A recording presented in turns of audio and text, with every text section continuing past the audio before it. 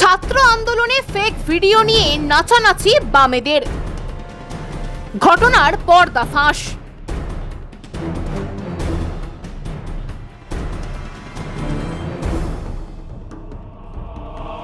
CJP এবং ছাত্রদের মিছিলে বিজেপি ইট ও পাথর ছোড়ার অভিযোগ করেছিল বামেরা। সেই ঘটনায় একটি ভিডিও পোস্ট করে অস্বস্তি বাড়িয়েছিল সরকারের।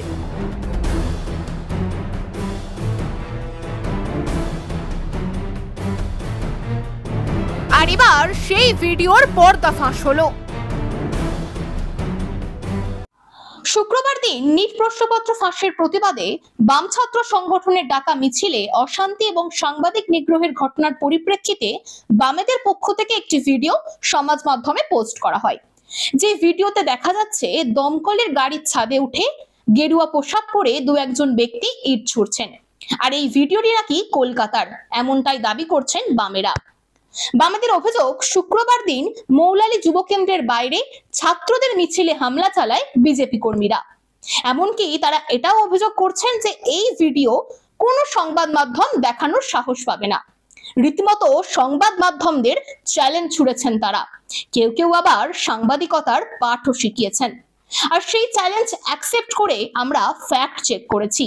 আর ফ্যাক্ট চেক করার পর সামনে এসে গেল আসল সত্যটা। চলুন দেখাই আপনাদের।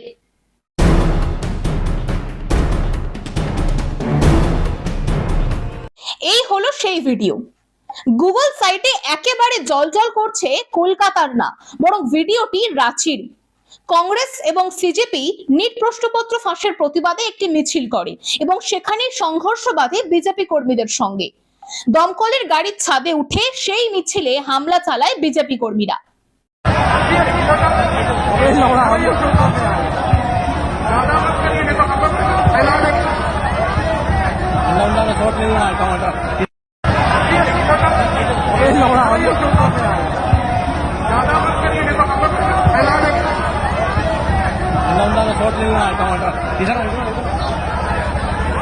আর রাঁচির সেই ভিডিও কলকাতার ছাত্র আন্দোলনে বিজেপির হামলা বলে চালাচ্ছে বাম অতিবামেরা।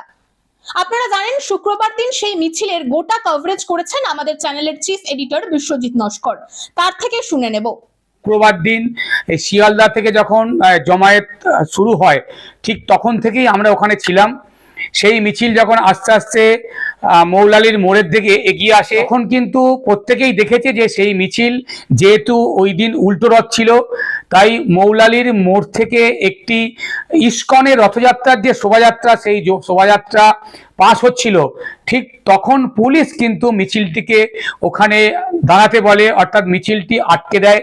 সেখানে বিরাট পুলিশ বাহিনী ছিল এবং কলকাতা পুলিশের পক্ষ থেকে কিন্তু ওই দিনকে যারা মিছিলে যারা আয়োজনকারী বা বাম নেতৃত্বকে কিন্তু তারা মাইকিং করে বলে যে আপনাদের আটকানো হচ্ছে না, আপনাদের কিছুটা সময় এখানে দাঁড়াতে হবে, কারণ ইস্কনের একটি বিরাট শোভাযাত্রা ওই পথ দিয়ে পাস হচ্ছিল।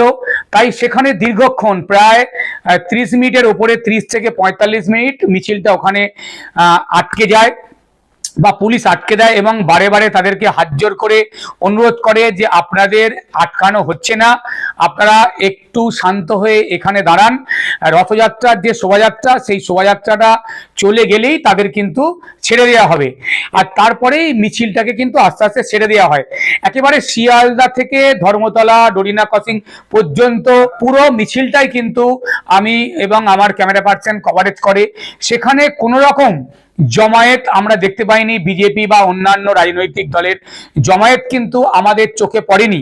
তাই প্রথম দিন থেকেই আমার সন্দেহ হয়েছিল যে এই ভিডিওটা ফেক হলেও হতে পারে, কারণ সেখানে দেখা যাচ্ছে যে একেবারে দমকলের যে ফায়ার ব্রিগেডের যে গাড়ি, সেই ছাদে উঠে বিজেপির কয়েকজন কর্মী তারা কিন্তু ইট পাটকেল ছুটছে এবং পুরো ভিডিওটা যদি তোমরা দেখো, সে পুরো ভিডিওটা দেখলে দেখা যাচ্ছে যে প্রচুর বিজেপি কর্মী কিন্তু আশপাশে রয়েছে।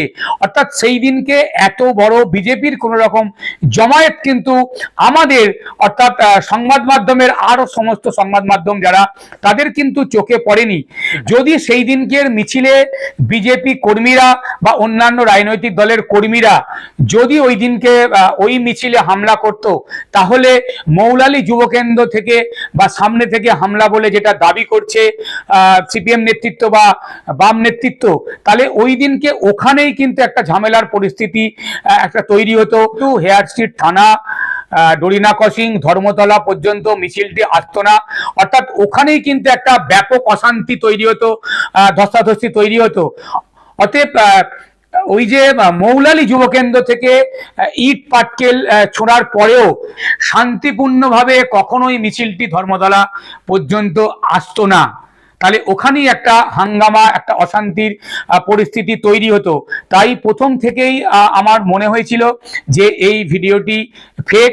আর তারপরেই কিন্তু আমরা বিভিন্ন সোশ্যাল সাইট, গুগল থেকে শুরু করে বিভিন্ন মাধ্যমে আমরা কিন্তু এই ভিডিওর সত্যতা যাচাই করার চেষ্টা করি। অবশেষে আমরা দেখতে পেলাম যে এই ভিডিওটি রাঁচির একেবারে প্রশ্নপত্র ফাঁসের যে প্রতিবাদ, সিজিপির সেই প্রতিবাদের একটি ভিডিও।